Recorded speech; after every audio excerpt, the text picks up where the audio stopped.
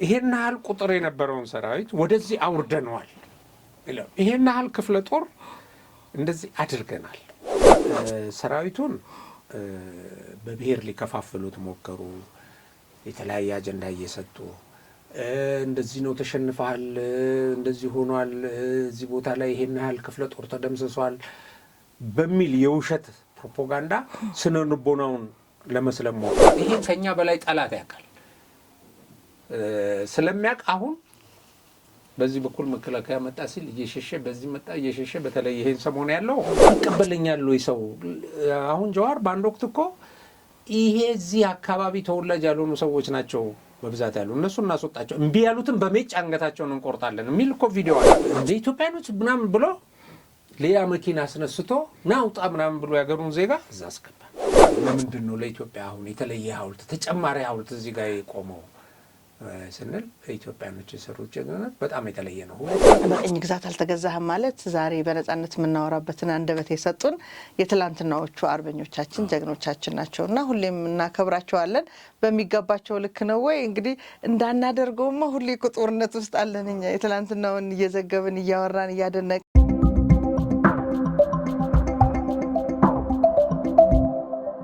ሰላም ጤና ይስጥልኝ። እንዴት ሰንብታችኋል? ክቡራትና ክቡራን የሀቅና ሳቅ ሚዲያ ተመልካቾቻችን ቤተሰቦቻችን እንግዲህ ለዛሬም በዕለተ ዓርብ ወደ እናንተ የምናደርሰውን በሳምንቱ አቤት ያልናቸውን ርዕሰ ጉዳዮች የምናነሳበትን ሀሳቦች ይዘን ቀርበናል። እዚህ ስቱዲዮ ፕሮግራሙ በመምራት አበበች ካሳይ እንዲሁም አቤት ርዕሰ ጉዳዮችን በመተንተን አብሮኝ ቆይታ የሚያደርገው ገበየሁ ዋለልኝ ከኔ ጋር ይገኛል። እንግዲህ ከሰሞኑ ወደ አንድ ተቋም ደግሞ ጠቅለል አድርገን ራሳችንን እናስገባና እዛ ተቋም ውስጥ ያለውን ሁኔታ አንዳንድም የተነሱ አበይት ሀሳቦች እናነሳለን። እስከ ፕሮግራማችን ማብቂያ አብራችሁ እንድትቆዩ በአክብሮት እንጋብዛለን። ጤና ይስጥልኝ። ጤና ይስጥልኝ። እንዴት ሰነበቱ? ሰላም ነው። ዛሬ እንግዲህ እናንተ እኛም ደግሞ በክብር ያገኘንበትን የመከላከያ ተቋም ውስጥ ትንሽ ቆይታ እናደርጋለን። ምክንያቱም በተቋማችን ትልልቅ የሆኑ ሀሳቦች ተነስተው በተለይ ደግሞ የሆነ ኔጌቲቭ የሚባልም ሀሳብ የሚንጸባረቅበት አጀንዳ ተነስተዋልና እሱን የግድ ማጥራት አለብን። ምክንያቱም መከላከያ ሰራዊታችን ከህይወት መስዋዕትነት እስከ ተለያዩ አገር የምትጠይቀውን ግዳጅ በሙሉ በመክፈል የሚታወቀውን ሁሌ ላለው እኔ ከፈጣሪ ቀጥሎ ጠባቂያችን መከላከያችን ነው ላለውና እዚህ መከላከያ ሰራዊታችን ላይ የሚነሱ ሀሳቦችን ደግሞ የማጥራት ግዴታ ደግሞ የኛ ነውና ምናልባት አንዳንድ ጊዜ ህግን ካለማወቅም የሚመነጭ አስተያየት ይሰጣል።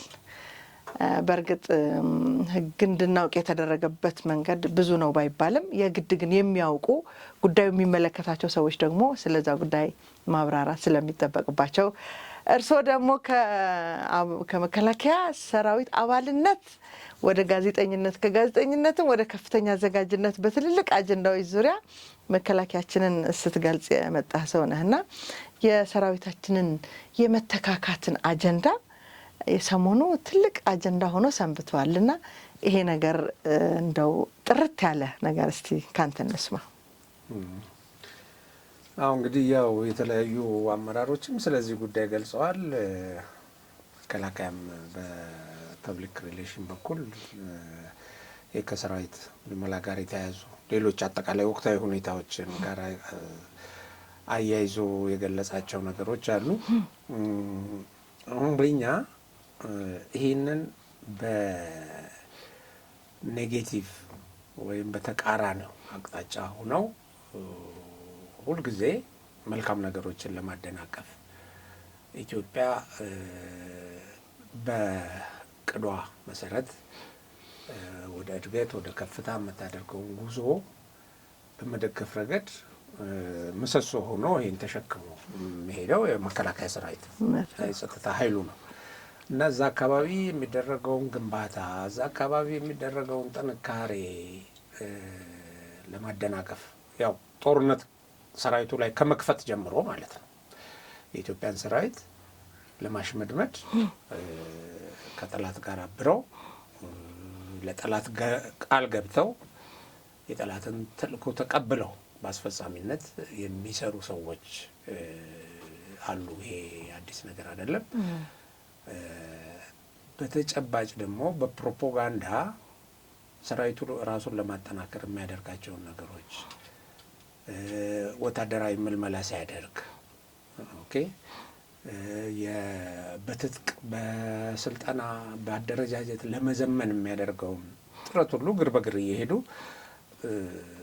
የሚያደናቅፉና ማለት ማደናቀፍ አይችሉም። ኦፍኮርስ ግን የሆነ ተልእኮም ፍላጎትም ያላቸው ሰው ተልእኮ ፍላጎታቸው በጣም ግልጽ ነው። ስለዚህ ወደ እንትኑ እንምጣና አሁን ምንድነው ሁልጊዜ ሰራዊት በትውልድ ቅብብሎሽ ኢትዮጵያን እየጠበቀ ነው እዚህ የደረሰው አይደለም። አንድ ትውልድ አንድ ቋሚ የሆነ የመከላከያ ሰራዊት ሰዎቹ ትጥቁ ምን ቋሚ የሆነ አመራርና ቋሚ የሆኑ ሰዎች አይደሉም ኢትዮጵያን እዚህ ያደረሷት። በቅብብሎሽ ነው የመጣው እና ይሄ መተካካት የሚባለው በቃ ኖርማል ሂደት ነው። በህገ መንግስትም ላይ ያለ ነው። በሰራዊት ደንብና መተዳደሪያም ላይ ያለ ነው።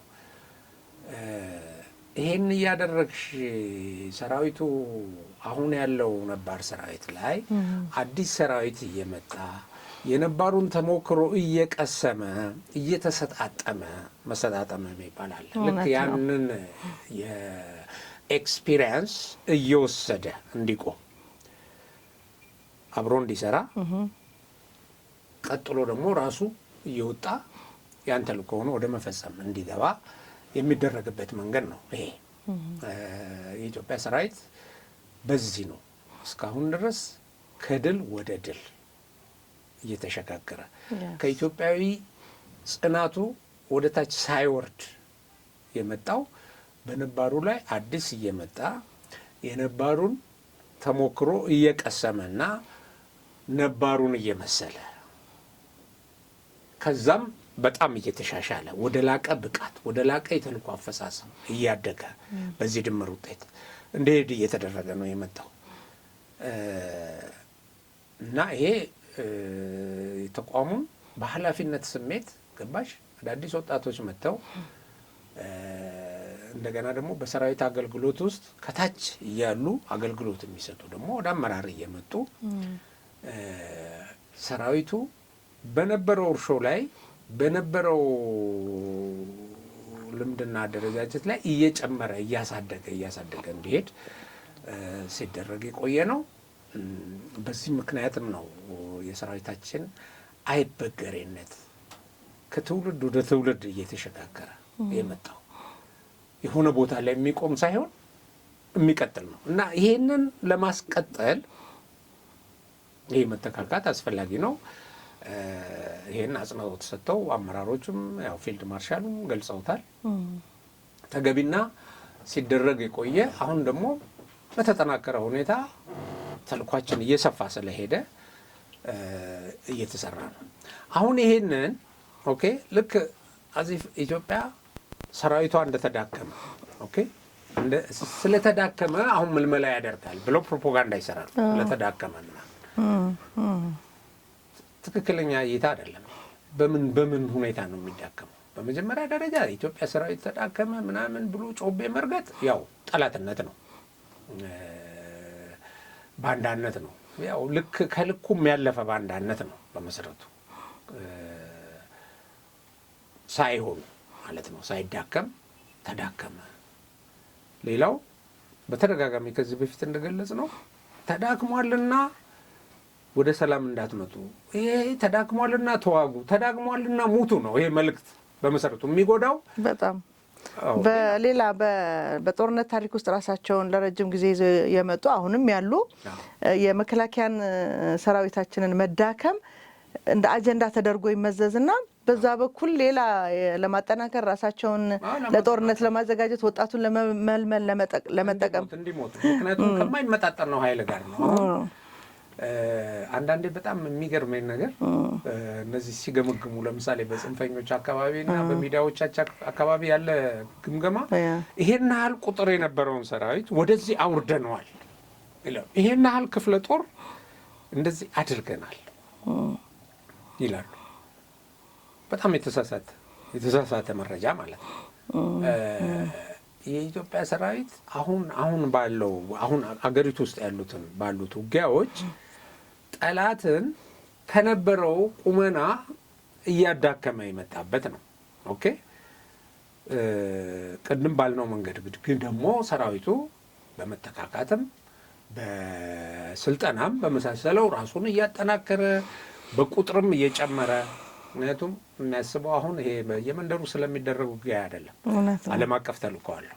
ኦኬ ስለዚህ ዓለም አቀፍ ተልእኮ አለን እና ምናልባታዊ ጠላት ብሎ ለሚተነተናቸው ነው የሚዘጋጀው የኢትዮጵያ ሰራዊት ለዛ ተልእኮ ነው የሚዘጋጀው እና በዛ ልክ ነው ቁመናውን እያጠናከረ የሚሄደው። በዛ ልክ የተጠናከረ ቁመና ደግሞ አለው ስላለው እነዚህ የውጭ ጠላቶች ቀጥታ ሊገጥሙት አይችሉም። ውስጥ አደራጅተን ይሄ ተልእኮ ሰጥተን ፈረሶቹን ምኖቹን ቅምጦቹን አምጥተን እንትናችንን እናሳካ ይሆናል ነው የሚሉት። ስለዚህ አንዱ ይሄ ነው። ሁለተኛ ይሄ አሁን በየክልሉ የወታደር ምልመላ እየተካሄደ ነው። ይሄ በየጊዜው የሚደረግ ነው።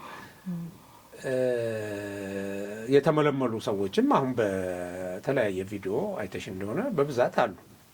ከአማራ ክልል፣ ከኦሮሚያ ክልል፣ ከተለያየ ክልል ከአንድ ወረዳ ራሱ የሚመጡትን ወጣቶች ስታይ በጣም ብዙ ናቸው። ብዙ ወጣት እና እንዳትመለመሉ አሁን በጣም የሚገርመኝ ጀዋር መሐመድ በየእንትኑ እየወጣ ወታደርነት እንዳትመለመሉ፣ ልጆቻችሁን ወደ ውትድርና እንዳትልኩ፣ ደግሞ እዛ ውትድርና ላይ የመጡ ሰዎችን ወደ ምልመላ የገቡ ሰዎችን ደግሞ ሲያገኝ አስገድደው መለመሏቸው፣ እድሜያቸው የማይፈቅድ ሰዎችን፣ ህመምተኞችን እንደዚህ ያደርገው ይላል እና ባለፈው በመከላከያ በኩል እንደተገለጸው መከላከያ ስታንዳርድ የሆነ መስፈርት አለው እና በዛ መሰረት ውትድርና መግባት ያለብሽ እድሜ ያለ የአካል ብቃት አለ፣ የጤና ሁኔታ አለ።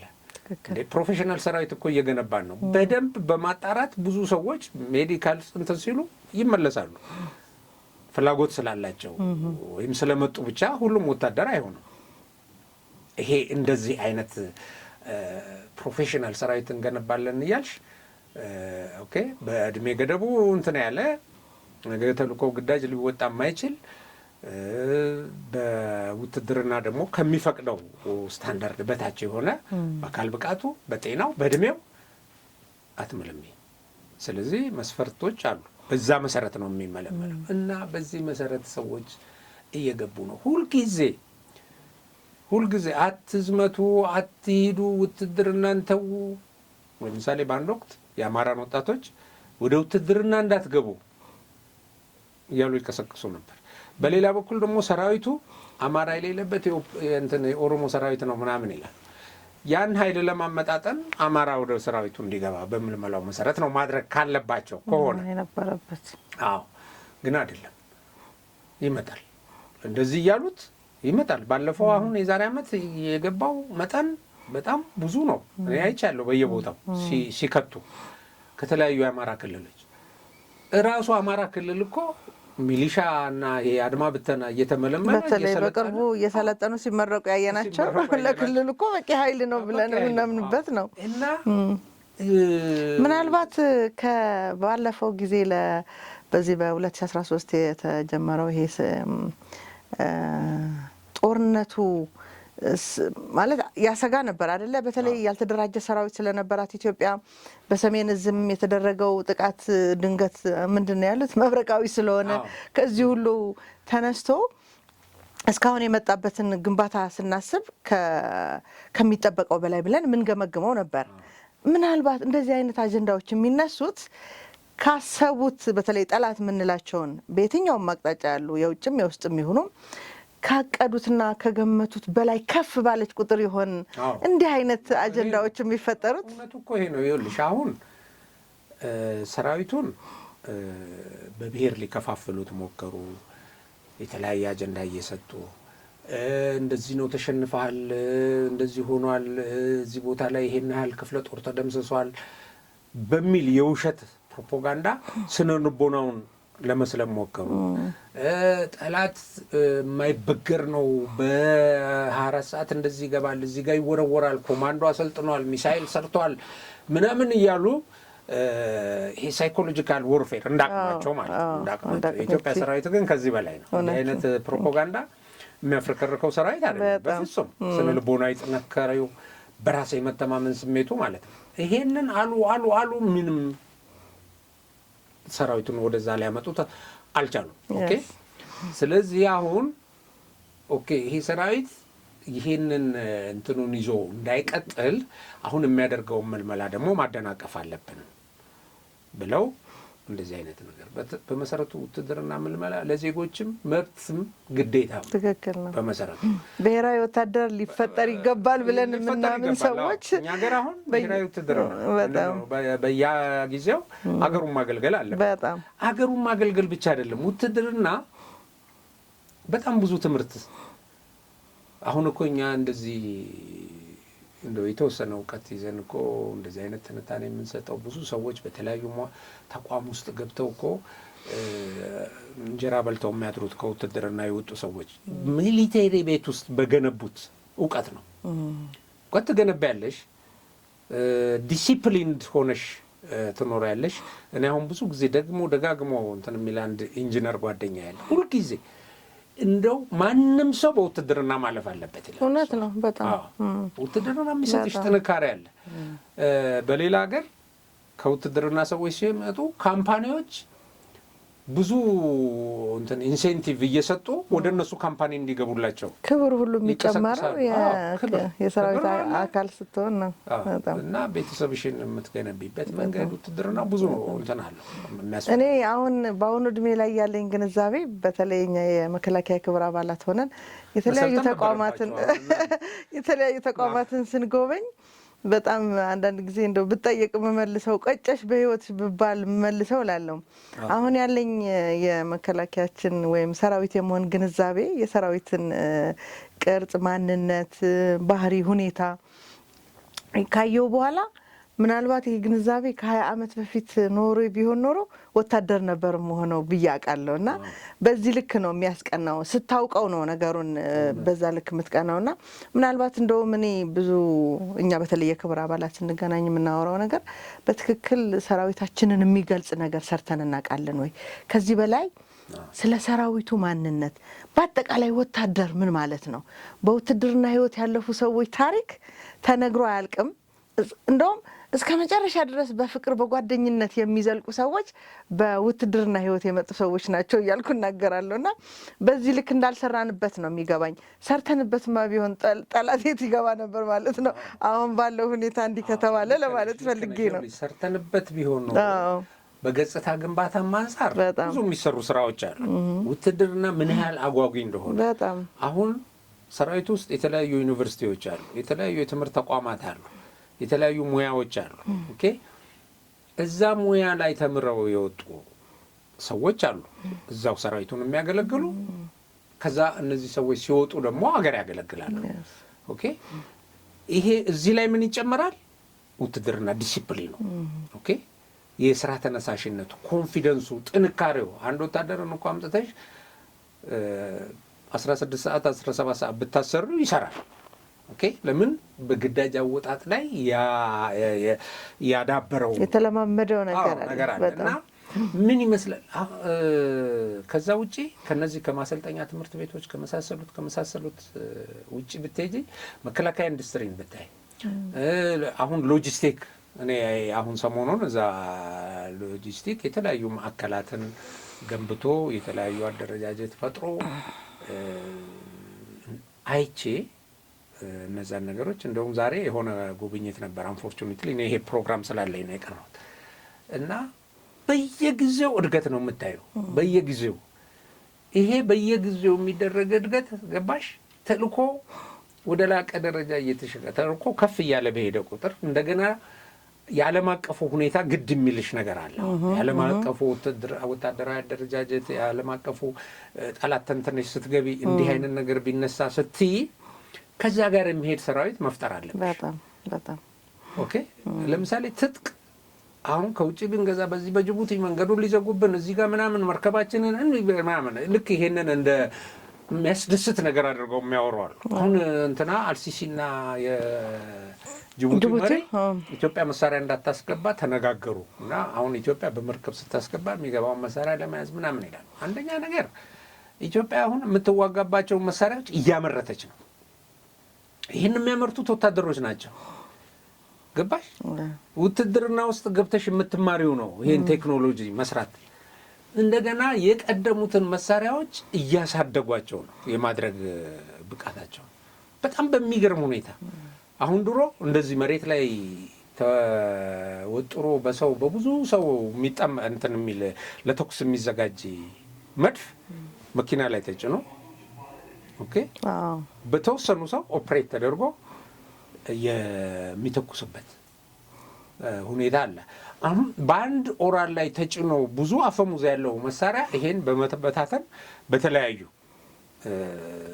እንትኖች ላይ በመጥመድ ተኩስ በማብዛት የግዳጅ አወጣጡ በብዙ ቦታ እንዲሆን በማድረግ ረገድ ለሰራዊቱ እየተሰራ ነው። በፈጠራ እያዳበሩ ማለት ነው። በጣም የሚገራርሙ ነገሮች። አሁን አንዳንዶቹን ወታደራዊ እንትኖች ያው መከላከያም ለማስጎብኘት አቅርቧቸዋል።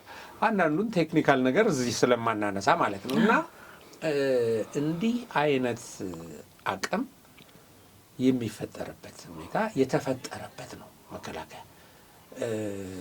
የመከላከያን እንዳልሽው ገጽታ ግንባታ ይሄ ከሚወራው በተቃራኒ ምን አይነት መከላከያ እንዳለን ኢቭን ግዳጅ አወጣጡን በተመለከተ እኮ አሁን እንደዚህ እንደሚያወሩት ሳይሆን አንድ አካባቢ ላይ አንድ ተራራ ላይ የመሸገ ጠላትን ሄዶ ለመምታት ድሮ የሚፈጅበት ሰዓት የሚፈጅበት የሰው ኃይል እና አሁን የሚፈጸምበት እንትን በጣም ልዩነት አለው። አሁን በትንሽ ሰው ኦኬ ትንሽ ሰው ሆኖ ብዙ የመስራት አቅም ያለው በትጥቁም በሰውየው ኮንፊደንስ እና በወሰደው ስልጠና ጥቂት ሰዎች ብዙ እንትኖችን የጠላት ኃይሎችን አጥቅተው በአጭር ጊዜ የሚደመስሱበት ሁኔታ ተፈጥሯል።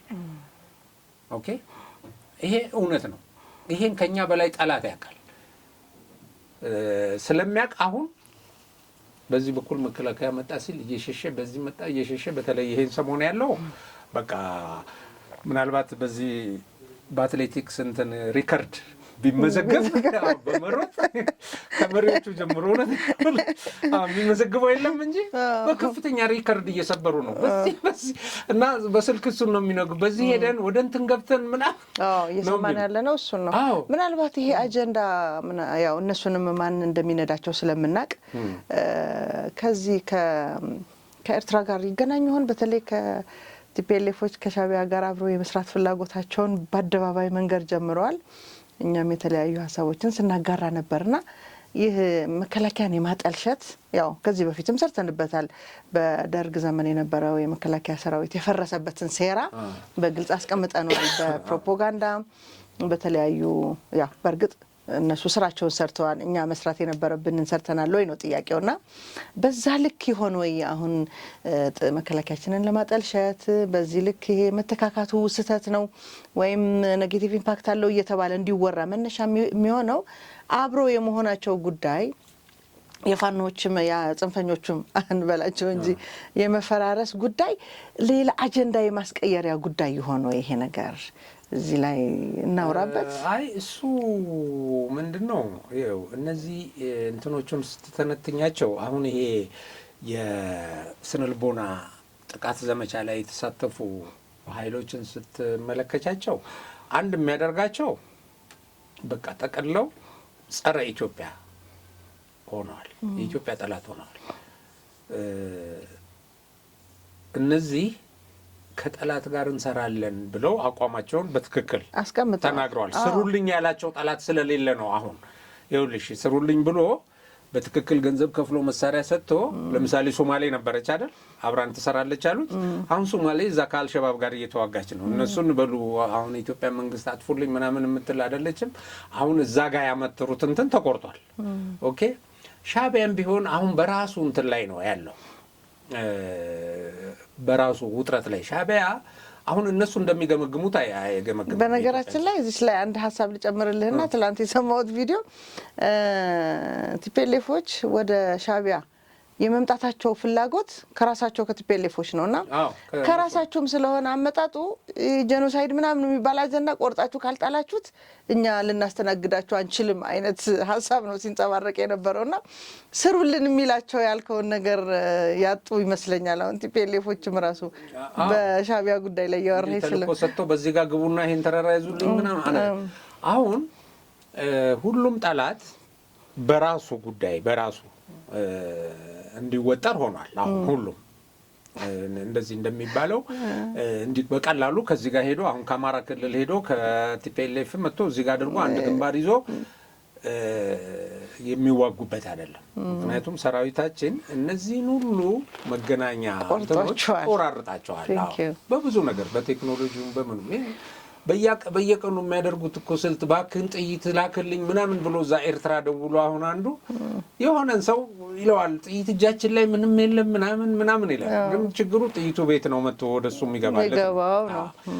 የፋይናንስ ድጋፍ ይጠይቃሉ። እነዚህ ሁሉ ነገሮች አሁን የሚቆጣጠርበት ደረጃ ላይ ነው ያለው። አንድ የሚያደርጋቸው ግን እንዳልሽው ሻቢያም ይሁን ወያኔም ይሁን ያው ኢትዮጵያን ማዳከም ኢትዮጵያን መበታተን ነው። ኢትዮጵያን ለመበታተን ሰራዊቷን ማዳከም ነው። ሰራዊቷ አሁን ያለው ሰራዊት ደግሞ ሌላ ኃይል እያመጣ መተካካት በአዲስ ትውልድ እየተካው ነው። መቁረጥ ነው። አንድ አሳዛኝ ወቅት የምነግርሽ በጣም አሳዛኝ ወቅት ቲፒኤልኤፍ ጋር ውጊያ ሲያደርግ ቆይቶ የኢትዮጵያ ሰራዊት 2013 ማለት ነው። በህዝብ ማዕበል በምን እንትን ብሎ ወደ ደጀኑ ለትግራይም ህዝብ የጥሞና ጊዜ እንደዚህ ተብሎ ወጣ አይደል ሰራዊቱ።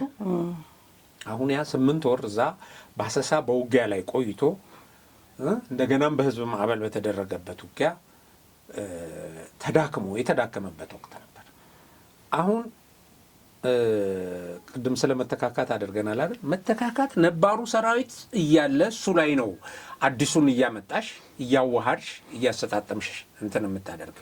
ስለዚህ ያን ጊዜ መከላከያ ወደ ማሰልጠኛ ብዙ ወጣቶች ይገቡ ነበር።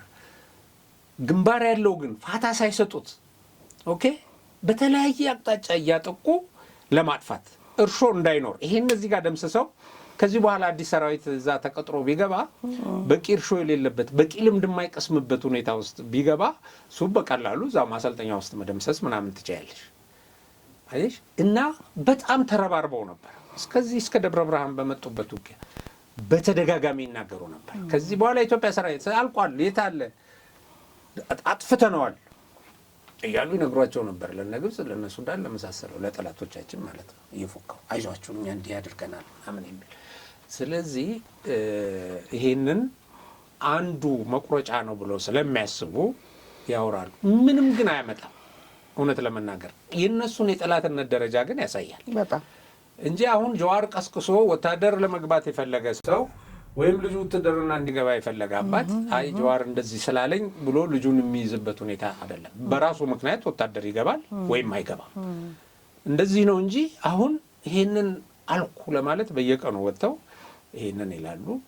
ወታደርነት እንደ ስራ ነው እንዲያሰቡት ግን እነ ጀዋር የሀገር ፍቅር የሚጠይቀውን ጥያቄ ለመመለስ የምታደርገው አስተዋጽኦ ነው። ግዴታም መብት ነው ብለናል።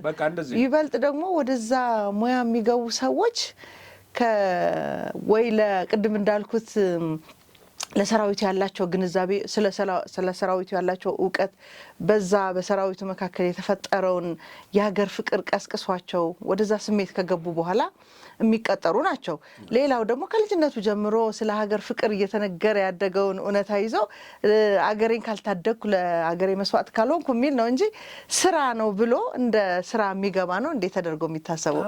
ግባ አትግባ ተቀጠር አትቀጠር ብትለው ነው ወይ? ያ ሁሉ ሰራዊት ለምሳሌ በዚህ ምንድን ነበር የምንለው በ2013 የነበረውን የሰላም ይሄ ክተት ሲታወጅ ብዙ ወጣቶች ወደዛ የገቡት ስራ ነው ብለው ነው እንደዚህ ነው እንዲያሰቡት ብዬ ነው። ክተት ላይ የምታየው እንትን አሁን የኢትዮጵያ ሰራዊት የኢትዮጵያ መንግስት ወይም መከላከያ ክተት አያውጅም። አሁን ምንም ምክንያት የለውም። አስፈላጊ ሲሆን ያውጃል። ያኔ ደግሞ የሚመጣውን ታያለሽ። ይሄ በኢትዮ ኤርትራ ጦርነት አይተነዋል። በቲፒኤልኤፍ ጦርነቱ ተመለስ እየተባለ ነበር። ኤክሰስ እየመጣ ማለት ነው። የኢትዮጵያ ሕዝብ እንዳልሽው እንዲህ አይነት ስሜት አለው። አሁን ግን ውትድርና ተቀጠር ሙያ ነው ተብሎ የሚደረግ ጥሪ ነው። ይሄ የግለሰቡ በቃ እዚህ ጋር ልክ ሌላ ስራ ተቀጠረ እንደምትዩ ያዋጣኛል ላያዋጣኝም ብሎ የሚወስነው ነው። አዎ በተለይ ደግሞ እነዚህ በተለያየ ዩኒቨርሲቲ ቆይተው ሙያውን የሙያ እኮ ሁሉ ወጥቷል። ለዚህ ላይ ሙያው የሚጠይቀውን አጋጣሚዎች ሲፈጠሩ በመከላከያ እሱን ታሳቢ አድርጎ የሚወጡ ማስታወቂያዎች ናቸው። አሁን እኮ ማስታወቂያ ሲወጣ ይኸውልሽ ለአየር ኃይል ወጥተዋል፣ ለኢንጂነሪንግ ወጥተዋል፣ ለተለያዩ ሙያዎችን እንዲሁም ደግሞ ለተዋጊ ዩኒትም ወጥቷል። ለካዴት ይወጣል። እንደዚህ አይነቱን ነገር ሰው አይቶ ራሱ የሚወስነው እንጂ እንደዚህ እንዳትገባ እንደዚህ ብለሽ ምናምን በሙሉ ይሄ ፕሮፓጋንዳ አየር ላይ የሚቀር። ሁለተኛ እነዚህን ሰዎች እኔ ለምን እንደማያፍሩ ማለት ይቀበለኛል ወይ ሰው። አሁን ጀዋር በአንድ ወቅት እኮ ይሄ እዚህ አካባቢ ተወላጅ ያልሆኑ ሰዎች ናቸው በብዛት ያሉ እነሱ እናስወጣቸው እምቢ ያሉትን በሜጭ አንገታቸውን እንቆርጣለን የሚል እኮ ቪዲዮ አለው ጀዋር። አሁን ደግሞ ለማን ነው ለአማራ እንደዚህ ሆነ ምናምን ብሎ ያን አባረረዋለሁ በሜጭ አቆርጠዋለሁ የሚለውን ማለት ነው። እንደዚህ ብሎ እንትኑን ገልብጦ እዚህ ተከበባለሁ ብሎ ያስጨረሳቸው ሰዎች እንትን ላይ የአጫሉ ሞት ጊዜ በተደረገው ጥሪ የሞተው ያለቀው የወደመው ንብረት ይታወቃል። እንደዚህ ያደረጉ ሰዎች እነሱ ኦኬ ይሄን የለውጥ ኃይል አዳክመው እነሱ ወደ ስልጣን ቢመጡ ኖሮ ኢትዮጵያ ውስጥ ይደርስ የነበረው እልቂት ከባድ ነው የሚሆነው። ከባድ ነው። እያንዳንዱ ሰው ቤትም ተዟዙሮ ሰርቶ የሚበላበት ሁኔታ አይኖርም። ምንም ጥያቄ የለውም። አሳይተውታል። ይሄን ምልክት ሰጥተውታል። አሁን እነዚህ ሰዎች ያቺን ስልጣን የሚፈልጉትን ስላላገኙ አኩርፈው ኦኬ አሁን አገሪቱን የሚመራውን ሰው ታርጌት አድርገው በቃ እሱን ለማጥፋት አጥፍተው እነሱ ወደ ስልጣን ለመምጣት ለምን ለውጡን እኛ ነን የመራነው እንደዚህ ያደረግነው ብለው ስለሚያስቡ እና ዲስክሬዲት ሆነናል ብለው ስለሚያስቡ ኦኬ እንደዚህ ስላደረጉ በጥላቻና በቂም ተነስተው ነው። ተቀባይነት ግን በፍጹም ነው የሌላቸው። ያው ኮሜንቱን አያለው አሁን እሱ አንድ ነገር ሲጽፍ አንተ እንዲህ ያልነበርክም እንደዚህ ምናምን ይላል። እኔ ለሱ ኮሜንትን በመጻፍ ጊዜ አላባክንም፣ ግን እንደዚህ ነው እንትኑ አንዱ እሱ ነው። ለማንኛውም ይሄንን ለማጠቃለል የሰሞኑን ደግሞ የሰራዊትና የጸጥታ የተያዙ ነገሮች ስላሉ እናከብራቸው በዓላት ይሄ መከላከያ በሚፈልገው መጠን የሰው ኃይል ወደ ተቋሙ እየመጣ ነው። በቃ እየመጣ ነው። ኮታ ይሰጠዋል ለየእንትኑ በዛ መሰረት እየመጣ ነው። መከላከያ ኢትዮጵያን የምትመስል መከላከያ ሰራዊት ነው መመስረት የሚፈልገው። ከሁሉም ክልል ሰራዊት እንዲሳተፍ ይፈልጋል። ምናልባትም እኮ ትንሽ ያላነሳናት አጀንዳ በሰሞኑ በትግራይ የነበሩ ወጣቶች ዲዲአር እየተፈጸመ ነው አይደለ? እነዚህ እንግዲህ ወደ ተሐድሶ ከገቡ በኋላ በምርጫቸው ወደ መከላከያም የመግባት እድል ይሰጣቸዋልና እነዚህን የማስቆም ስራ ይመስለኛል አሁን ያልነውን የመተካካቱን ጉዳይ ለማደናቀፍ ከመዋለን የሚል ግን ያልሆነ ካልኩሌሽን አንደኛ ሊያቆሙት አይችሉም። ሁለተኛ ይሄ ጥያቄ ግን አሁን ያለው ሰራዊት ስለተዳከመ አይደለም። ይሄ ሰራዊት ተልእኮም በአግባቡ እየተወጣ ነው። ለውጭ ወረራም ትልልቅ ግዳጆች ቢመጡ ብሎ የተዘጋጀ ሰራዊት ነው። በትጥቅ ባደረጃጀት በሰው ኃይል ምንም ጥያቄ የለውም። ይሄንን እነሱ ተዳክመዋል እንደዚህ ነው ይላሉ አይደል? ይሄ ውትድርና ሙቀት የሌላቸው ብቻ በጠላቻ ተነሳስተው የሚያወሩ ሰዎች፣ ነገር ግን ጠላቶች ግን ያውቁታል። አሁን ለምሳሌ ሻዕቢያ በጣም ፈርቶ አሁን ሻዕቢያ ምሽግ ነው ባይዘው ምሽግ ነው። አሁን የሚቀጥለው ውጊያ በምሽግ ነው በምናምን እንዲህ በክላሽ የተኩስ ምሽጋጋ ሄዶ ነው። እሱ ያው እነሱ ሊገመግሙት የሚገባው ነው። በመሰረቱ ግን ምሽግ እየቆፈረ ሰራዊት እያስገባ አሁን አሰብን ሲያስጎበኝ ነበር። ካድሬዎችን ትናንትና የሻዕቢያ አባላት አሰብ ሲጎበኙ ነበር። አሰብ ላይ የተደረጉ እነዚህ አሮጌ ድሮ ምሽጎች ምናምን እነሱን እየጎበኙ ነበር። አሁን እንደዚህ ዲተር ለማድረግ እነሱም እየሞከሩ ነው። ጣር ውስጥ ናቸው፣ ያውቃሉ አቅሙ ወደ ውጊያ ከገባ ይገባል አይገባም ሌላ ጉዳይ ሆኖ እሱ ሌላ ጊዜ እንተነትነዋለን። ግን ጣር ውስጥ ናቸው። ሌላው እንደ ለምሳሌ ግብጽ ሶማሊያ ሰራዊት ልታስገባ ነበር አይደለ? ተነጋግረው ነበር። አሁን ከዛ ሚሽን ወጣለች። አንደኛ አልሸባብን መቋቋም ያለበትን ሁኔታ ስታይ ትፈራለች። አልሸባብ የራሷን የሉዓላዊነት ጉዳይ ነው የሚያስጨንቃት። ሊቋቋም የሚችለው የኢትዮጵያ ሰራዊት ብቻ ነው። በቃ ታይቷል እኮ ይሄ በተግባር የኢትዮጵያ ሰራዊት ነው። እነሱም የሚፈሩት የኢትዮጵያን ሰራዊት ነው። የኢትዮጵያ ሰራዊት ነው። የሶማሌ መንግስትና ሌሎችም እዛ ያሉ ጥቃቅን መንግስታት እነዚህ የክልል ኃይሎችም የሚተማመኑት በኢትዮጵያ መንግስት ሰራዊት ነው። ይግባልን እንጂ እንደዚህ አይነት ስትሮንግ ሰራዊት ነው። ምንም እንትን የለውም። እነሱ ጠላት ያውቀዋል። ሰራዊቱ በሚፈልገው መጠን የያዘውን አጀንዳ እያራመደ ነው። በእቅድ እየሰራ ነው። ይህን እቅዱን የሚያደናቅፍ ነገር የለም። አሁን በጠላት በኩል ያለው እንዲሆኗል ሰራዊቱ ምኑ የሚለው አሁን በከፍተኛ ሽሽት ላይ ነው ያለው። ግማሹ ወደ ቤቱ እየገባ ነው። ግማሹ ወደ መሀል ከተማ እየኮበለለ ነው። ግማሹ እዛው ጫካ ለጫካ እየሮጠ ነው። ያው አረሞቱ በእንትን ውስጥ እየተሰማ ነው፣ በተለያዩ የስልክ ልውውጦች ይሄን አጀንዳ አሁን እንግዲህ እዚህ ላይ የሰራዊቱ እና የጸጥታ ኃይሎች በዓላት ከፊታችን ይጠብቁናል። ስለ እነሱ ትንሽ መረጃ ንገረንና። አሁን የኢትዮጵያ ሰራዊት እንግዲህ ቅድም መተካካት ስንል ከምን እየተተካ እንደመጣ እንደ ወደ ታሪክ እንትን ለማለት አሁን የኮሪያ ዘመቻ 74ኛ ዓመት ይከበራል ዛሬ። ይሄ የኮሪያ ዘመቻ ኢትዮጵያ ለመጀመሪያ ጊዜ በዓለም ሰላም ማስከበር የተሳተፈችበት ጊዜ ነው። ከአፍሪካ ውስጥ ብቸኛ ሀገር ነች ኢትዮጵያ በቀጥታ በውጊያው ለመሳተፍ። በሎጂስቲክ በምናምን የተሳተፉ ሀገሮች አሉ። አሁን ደቡብ አፍሪካ በኋላ ሰላም ለማረጋጋት ከውጊያው በኋላ የገቡ አሉ። ግን በውጊያው ወቅት ቀጥታ ፍሮንት ላይ ሄደው ውጊያ የገጠሙ ሀገራት ከአፍሪካ ውስጥ ኢትዮጵያ ብቸኛዋ ነች። 16 ሀገራት ናቸው ከተለያዩ ዓለም የዘመቱት። አሜሪካ፣ ታላቋ ብሪታንያን ጨምሮ እነዚህ ትልልቅ ሀገራት በሙሉ እነዚህ ካፒታሊስት የሚባሉት በሙሉ ሲዘምቱ ከአፍሪካ ኢትዮጵያ ዘመቻውን ተቀብላ የተባበሩ መንግስታት ድርጅት ያደረገውን ጥሪ ተቀብላ ሄዳለች።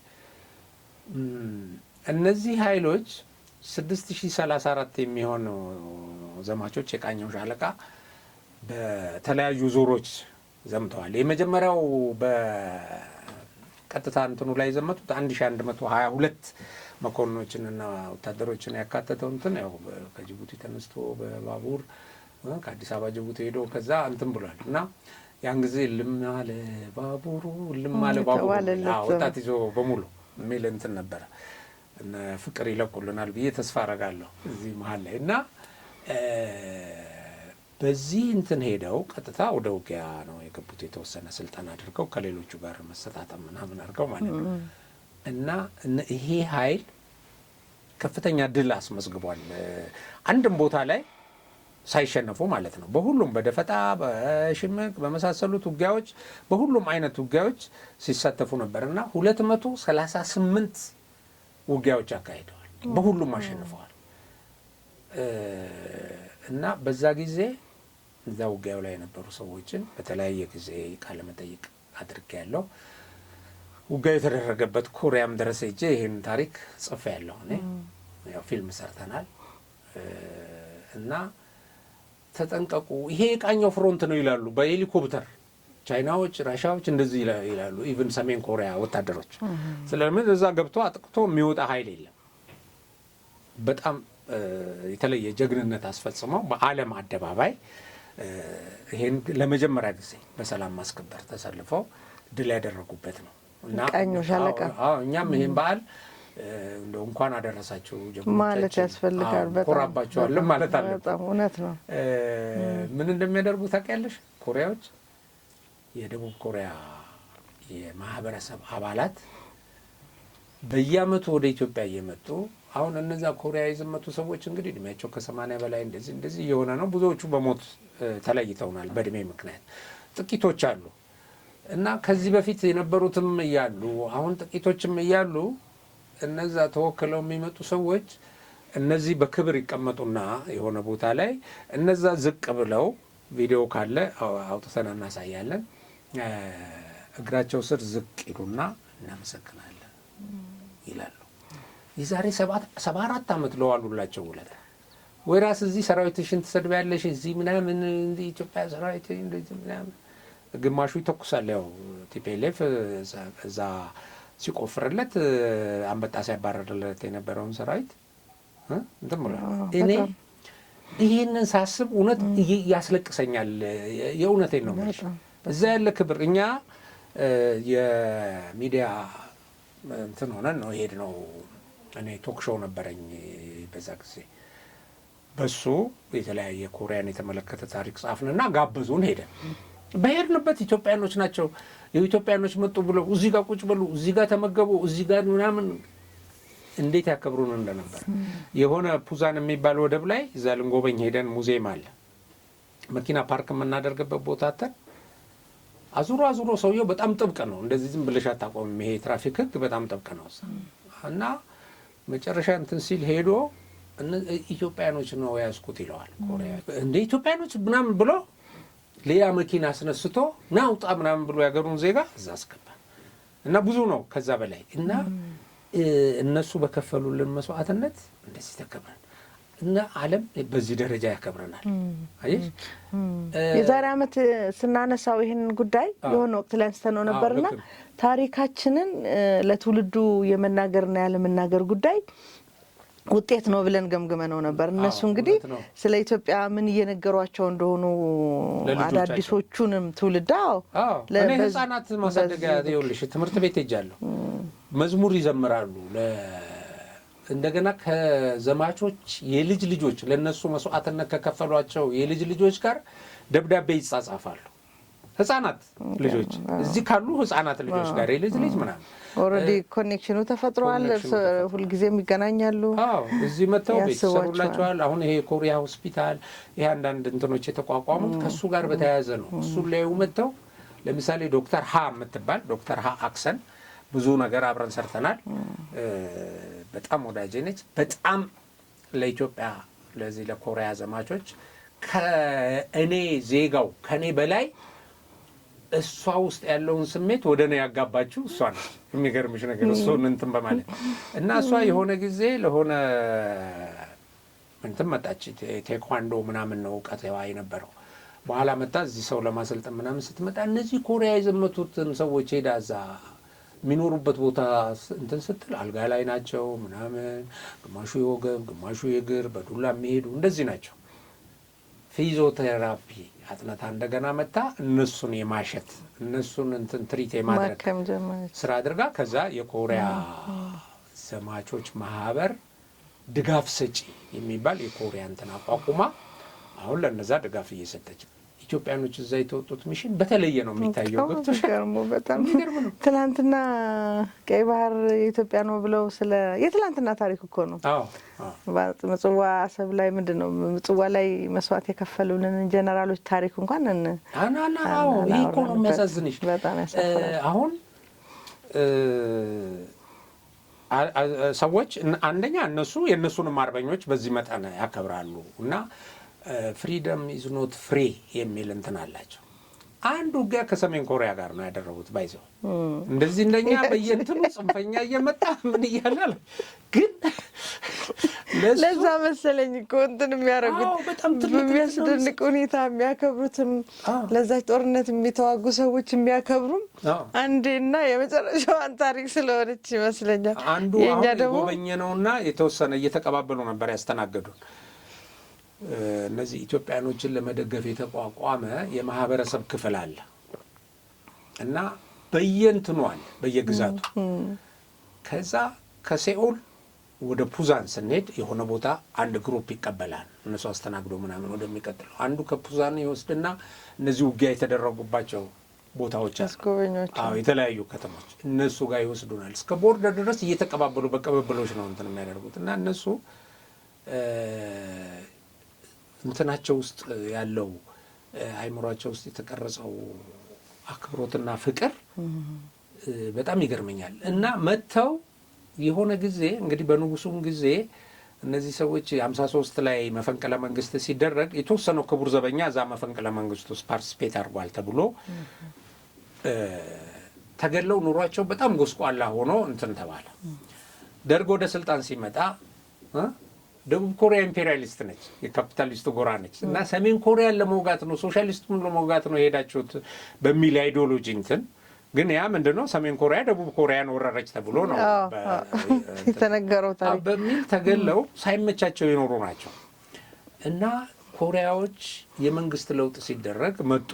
ያው በኢህአዴግ ጊዜ መጡና ሲያዋቸው በጣም አሳዛኝ እንትን ነው። ሄዶ አንድ ቴሌቪዥን ዶክመንተሪ ተሰራ።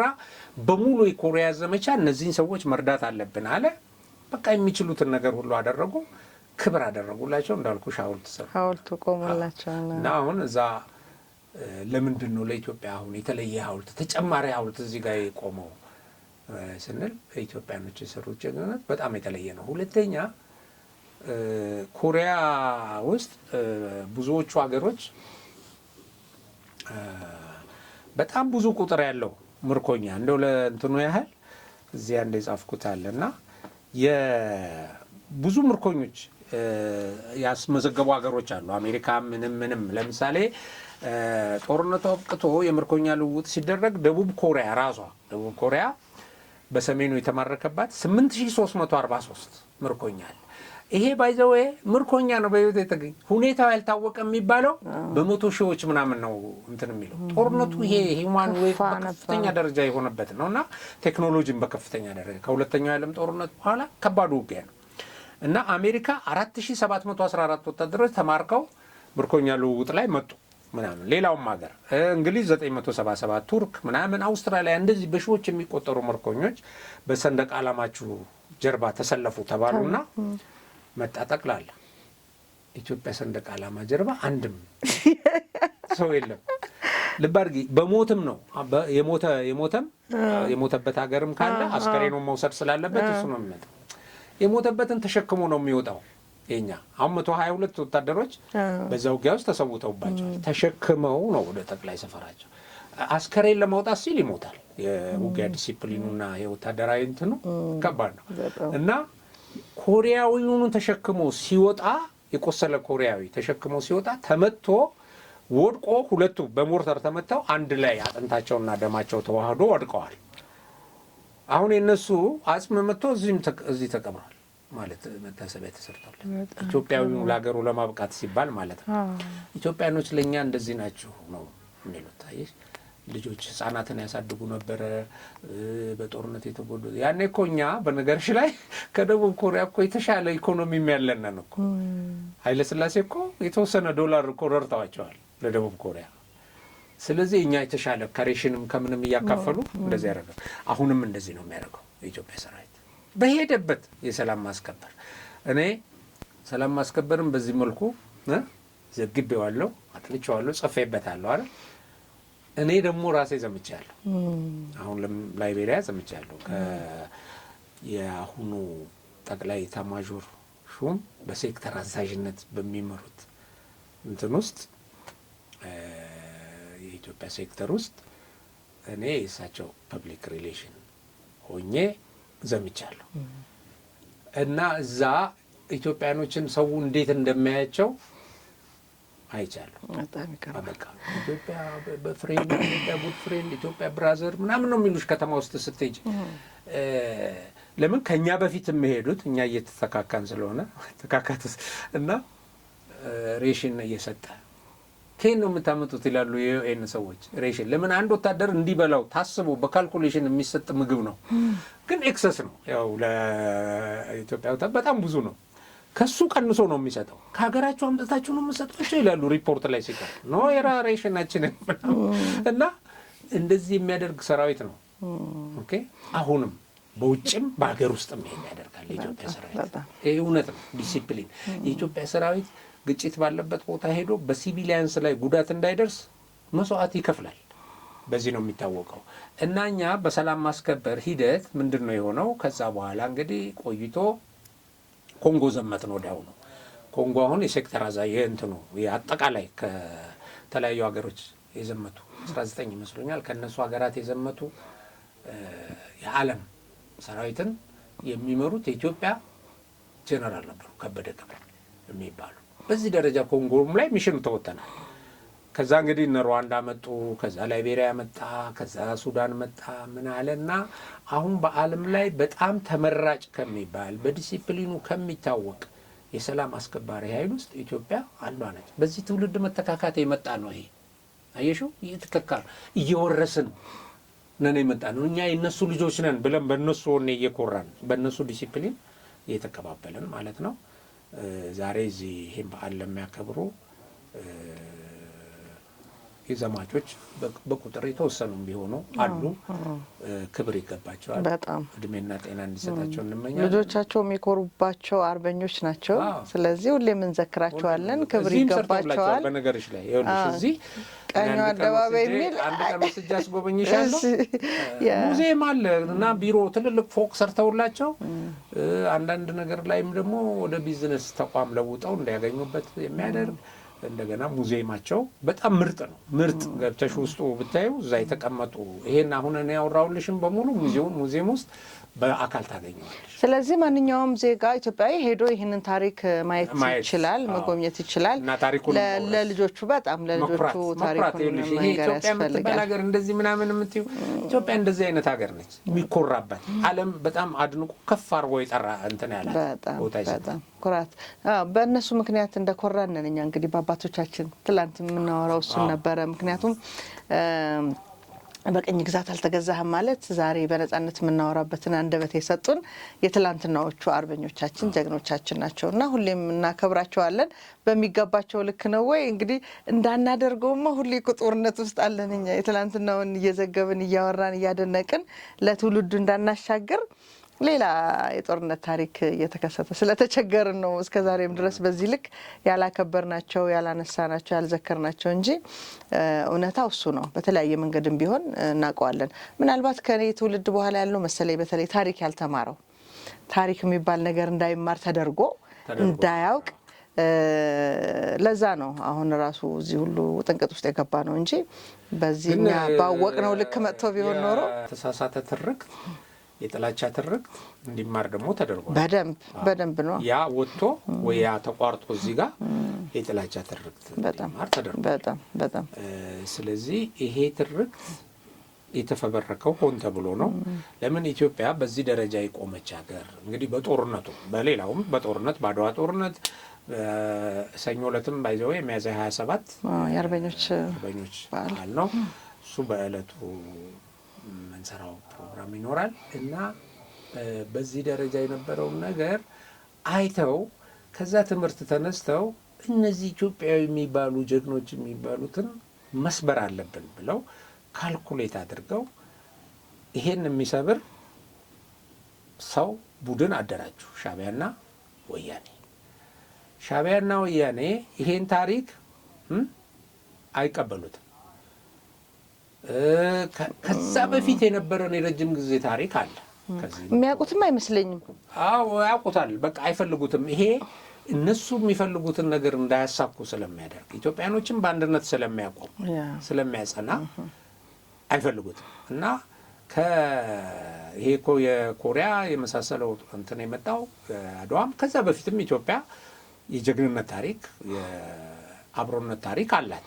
በዓለም ላይ የታወቀ ነው። ቀይ ባህር ላይ የነበራት ይዞታ ከቀይ ባህር አልፋ ታከናውን የነበረው የንግድ መርከቦቿ በዓለም ላይ የነበራት ገናና ስም አለ። ይሄ ሁሉ እንዳይገባና ኢትዮጵያ ከዛ በኋላ ኦኬ ኤርትራም ኢትዮጵያ ነች። ለምን በዚህ ዘመን ወደ ኋላ ሄደ ስታስቢው ብዙ ነገር ስለሚያመጣ ምን አደረጉ? የኢትዮጵያ ታሪክ የ100 ዓመት ታሪክ ነው የሚል አስተማሩን እኮ እዚህ መጥተው በድፍረት አደባባይ ላይ ወጥተው ተናገሩ። እውነት ነው።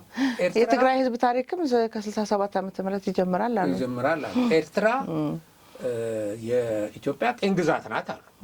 ኦኬ ቅኝ ግዛት። አሁን እንግዲህ አንዲት ፊውዳል ስልት ትምህርት ላይ ያለ ደካማ ሀገር ቅኝ ገዛች ምናምን አሁን እንዲህ አይነት ነገር ይዞ የመጣ ኃይል ነው ኤርትራን ያስገነጠለው። የኤርትራን ማስገንጠል ውክልና ይዞ የገባ። ስለዚህ ይሄ መገንጠሉ ይሄ ኤርትራ መንግስት የተመሰረተበት እንትን በፍጹም ህጋዊ አይደለም፣ ህጋዊነት የለውም። በጣም ይሄ ብዙ ማስረጃ አሁን በተለይ ባለፈው የተማረከውም ሰውዬ ማለት እንትን የነበረው ሰላይ የነበረውና የሞተው እሱ ኑዛዜም ሱዳናዊ እንዴት አድርገው ኢትዮጵያን ለማጥፋት አዲስ አበባ መግባት አለበት ቲፒኤልኤፍ ተብሎ በቃ ገብቶ እዛ ሻዕቢያን እርዳታም ሰጥቶ ምን ብሎ አቁሞ ከዛ ልክ ይሄ እንትኑ ሲመጣ ሪፈረንደም ባርነት ወይም ነጻነት የሚል እንትን የሌለው ሲመጣ ቶሎ ብሎ ለዓለም ያጸደቀው ወይ ራስ ሶማሌላንድ እኮ ልክ በተመሳሳይ ዓመት ነጻ ወጥቶ ማለት ነጻ ወጥቻለሁ ብሎ አውጆ በጦርነት አሸንፎ እንትን አልተባለም። ወክና እስካሁን አልተሰጠም። ያ የራሱ መንግስት እዚህ የመጣው ተወክሎ የመጣው ሻዕቢያ እዚህ ጋር ስልጣን ያዘ እነመለስ ይሄን አደረጉ። እሱ ሌላ ጊዜ በጣም በስፋት ከህግ ማኳያ የህግ ሰዎች አደረገን። ጉዳዩ የሚያበቃበትም ጊዜ ቅርብ ይሆናል ብለን ስለምንጠብቅ ለምን እያበቃ እንደሆነ በዝርዝር እናወራበታለን። እኛ ይሄንን ስንል ኦኬ በጣም የሚገርመው ይሄንን ስንል ኢትዮጵያዊ ሆኖ ኢትዮጵያ እንዲህ አይነት ሀገር ነች፣ ኢትዮጵያ በጠላት ነው ወደ እንደዚህ አይነት ደረጃ እንድትወርድ ነው የውክልና እንትን በያዙ ነው እናንተም ባንዳ አትሆኑ በእነሱ መንገድ አትሄዱ ስንል እኛም ባንዳ የሚለዋል። በጣም ነው የሚያስቀው። አሁን ኢትዮጵያን አክብሮ በነገራችን ላይ ኤርትራ ነጻ እንድትወጣ ብዙ ወንድሞቻችን ብዙ አባቶቻችን መስዋዕትነት ከፍለዋል የሚሉንም አሉ እኮ እንዴ። ኤርትራም ኢትዮጵያ ቀይ ባህር እንዳታጣም እኮ ወንድሞቻችን መስዋዕትነት ከፍለዋል። ወደድንም ጠላንም የብዙ ኢትዮጵያውያን ወንድሞቻችን አባቶቻችን እህቶቻችን መስዋዕትነት ተከፍሎበታል እና ታሪኩ ነው የሚያስማማን እንጂ መስዋዕትነትማ ያልከፈለ እኮ የለም በሚል ብንቋጨው ደስ ይለኛል። ልክ ነው። አሁን መስዋዕትነት ይኸውልሽ ለሀገር ለማፍረስ የተከፈለ መስዋዕትነት እውነት ነው።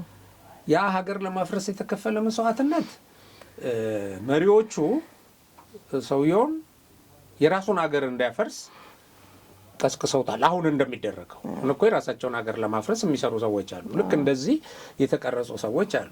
አሁን እንትና አብን የኤርትራ ሀገርነት እውቅና ጉዳይ ህጋዊ እንትን ጥያቄ እናቀርባለን አለ። በነገርሽ ላይ ቀላል ነገር የፈጠረ እንዳይመስልሽ። የማነ ገብረአብ ትናንት መልስ ሰጥቷል። እሱ የቀይ መስመር የማይሻገሩት ምናምን ብሎ አንዳንድ ጥቃቅን ፓርቲዎች ምናምን ብሎ ሰጥቷል። ኦኬ ገብቶሻል። የሆነ ነገር ኖክ አድርጓል ማለት ነው። ይሄ እውነት ነው። አስቂኙ ነገር ግን ምን እንደሆነ ታውቂያለሽ? እሱ እንደዚህ ሆኖ አብን ከሃዲ ከብልጽግና ጋር ስለ ኢትዮጵያ ብሔራዊ ጥቅም እኮ ነው የተነገረው። በጣም እነሱ ግን ከሱዳን ጋር እንቆማለን ከሶማሌ ጋር እንቆማለን። ኦኬ እሱ ከብልጽግና ጋር የሚቆም ምንም ግን ስለ ብሔራዊ ጥቅም ከሆነ ያነሳው ማለት ነው። አሁን ያንን እንትን ብለው እኛንን ልክ ለምን ከሻዕቢያ ጋር እንቆማለን? እንዲህ አይነት የተሳሳተ ነገርን ከነሱ አልፎ በትውልድ ውስጥ የሚፈጥሩ ነገሮች ናቸው። በአጠቃላይ ኢትዮጵያውያን መስዋዕትነት እንደከፈሉበት ኢትዮጵያ ቀይ ባህር መብቷ እንደሆነ መንገር ያስፈልጋል። እሱንም ደጋግመን እንሰራበታለን ታሪክ አዋቂዎች ጋር በደንብ አድርጎ እውነት ነው። ምናልባት የዛሬውን እንጨርስ። ግን የዚህ የፖሊስ ሰራዊት በዓል አንድ የተወሰነች መረጃ እንኳን አደረሳችሁ ማለት ስለሚጠበቅብን እሁድ 116ኛው የፖሊስ ሰራዊት በዓል ይከበራል። እንዳልሽው ፖሊስ በከፍተኛ ደረጃ ተጠናክሮ በቴክኖሎጂ በሰው ኃይሉ በአደረጃጀቱ በከፍተኛ ደረጃ ዘምኖ የሚያከብርበት ጊዜ ነው።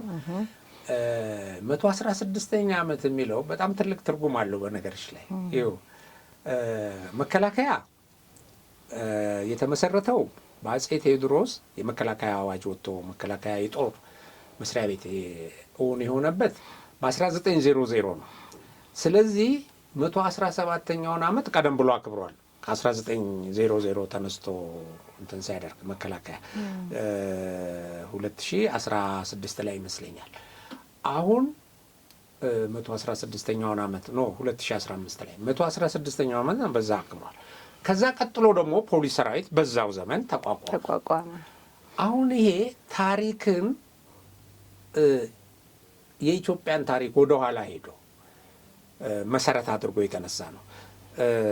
ቲፒኤልኤፍ ግን ልክ ስልጣን በያዘበት ሰዓት ምንድነው ያደረገው? የኢትዮጵያ መከላከያ ሰራዊት የተመሰረተበትን ግን 1987 ዓ.ም አደረገው።